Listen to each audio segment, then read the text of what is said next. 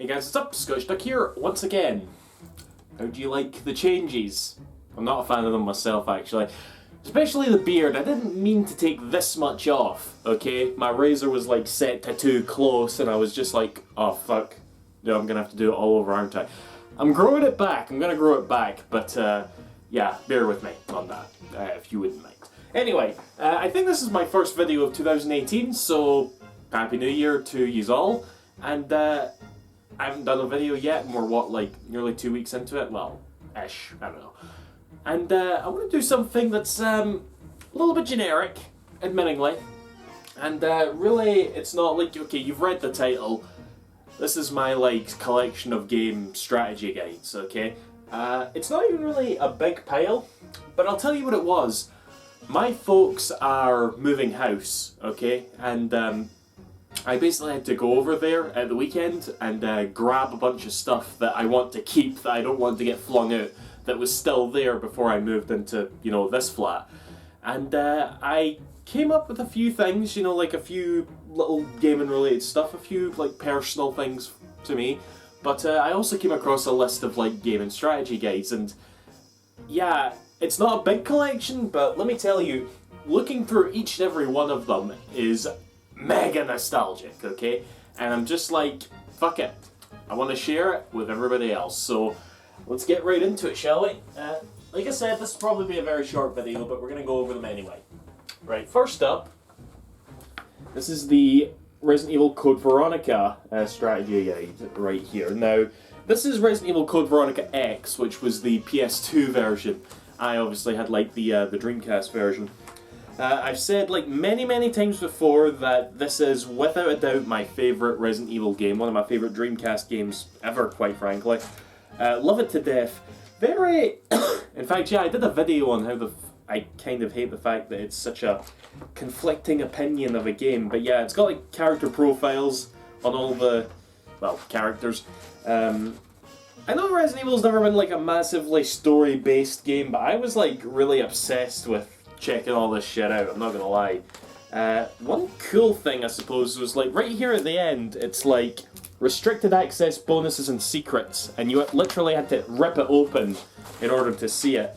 And all it is, if I'm not mistaken, yeah, it's just like a walkthrough on the game's mercenary mode, where you would go through random rooms, you know. I know that a bunch of the Resident Evil games have it, and I actually played that mercenaries mode quite to death when I was younger. You know, it's not something I normally do. I definitely don't do it with any of the like older Resident Evil games, but I played the shit out of it. You know, like I got like an S rank with Wesker, which is one of the harder ones to do because you have to find like a secret magnum gun, for those of you who know. And there was also a bunch of stuff in here that wasn't even in the Dreamcast version, because I think the PS2 version has like a couple of extra cutscenes and stuff. Not too much, but it was enough to sort of confuse me when I was younger. And there's like some story explanation there. Yeah, Prima. I don't know. I'm not well up on like all the people who made this sort of strategy guides and stuff, but you can tell this is just like worn out to fuck. Okay, so yeah, Code Veronica, really nice memorabilia there for me. Okay, right, I may as well do this all in a one-hour. Let's see here. Where are we? Okay. You want to know a series that I honestly don't talk about enough? That's the Silent Hill games, you know? Like, I really did play these games to death. I really did. Here we got Silent Hill 2 strategy guide by Piggyback. And I also have Silent Hill 4 by Piggyback, and Silent Hill 3 by Brady Games. It's not in the same light as like these ones, but yeah. Funny story, this right here was actually the very first thing I ever bought off Amazon, you know?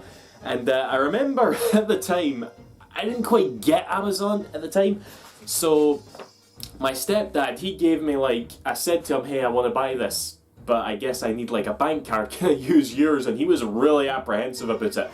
And he was like, okay, you can use it. And I clicked on like buy it now, and it said your purchase has been completed, but for some reason I had it in my mind that I didn't buy it. It's like, did that work?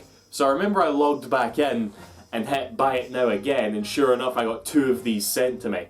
And I don't think my stepdiver figured that out, but yeah, I have 2 of these. I decided to leave one of them like back home just to get flung out because space is finite in this flat. But yeah, Silent Hill 3 is definitely my favourite one. It's not like as nice and well put together as these piggyback ones, I gotta admit.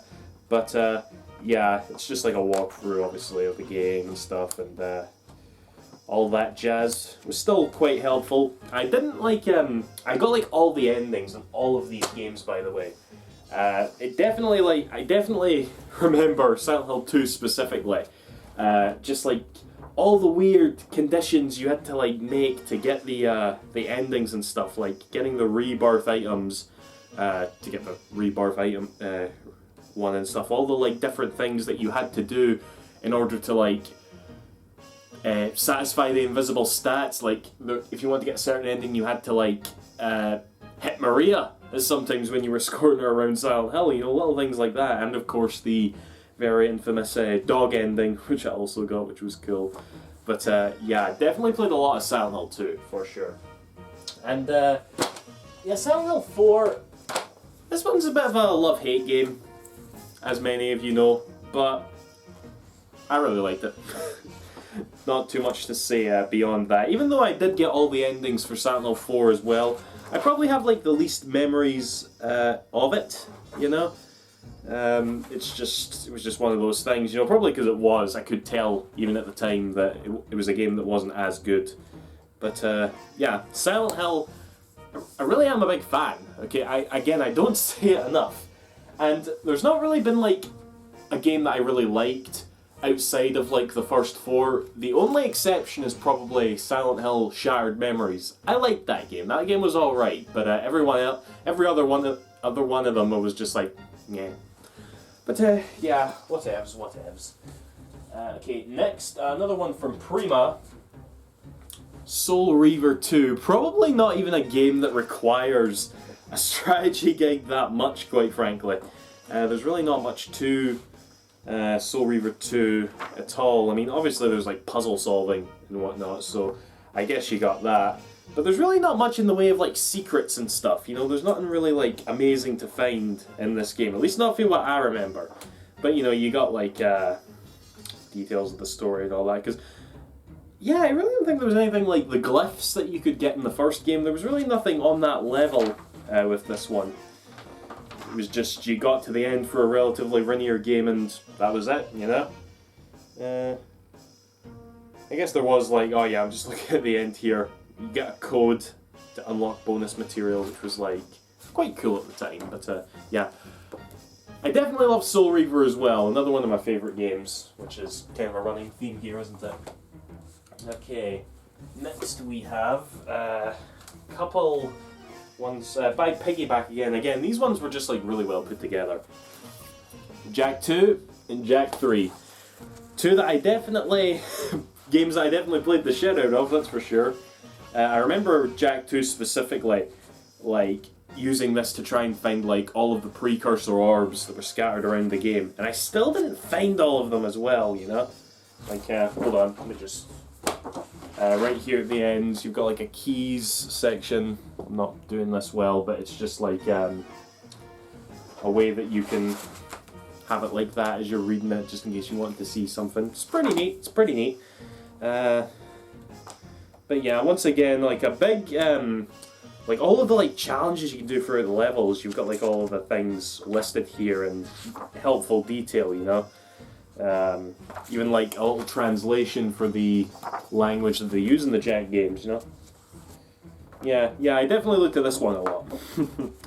One that I can't say I looked at a lot was actually this one for Jak 3. I was just sort of looking through this and I was like, the only thing I can remember that was like quite interesting, a good memory for me, is that there's a lot of references to Ratchet and Clank in this walkthrough, in this one. You know, because I think like throughout the walkthrough there's these little like notes that you can get from certain characters and, you know, just like right here and stuff. And there's a few I know from Daxter and he like just says, he just references Ratchet and Clank a lot. I don't know why that's the only thing I remember, but yeah. Can't say I looked at it too much, but yeah. And probably the most important walkthrough in my life, to be honest. Yeah, Shenmue.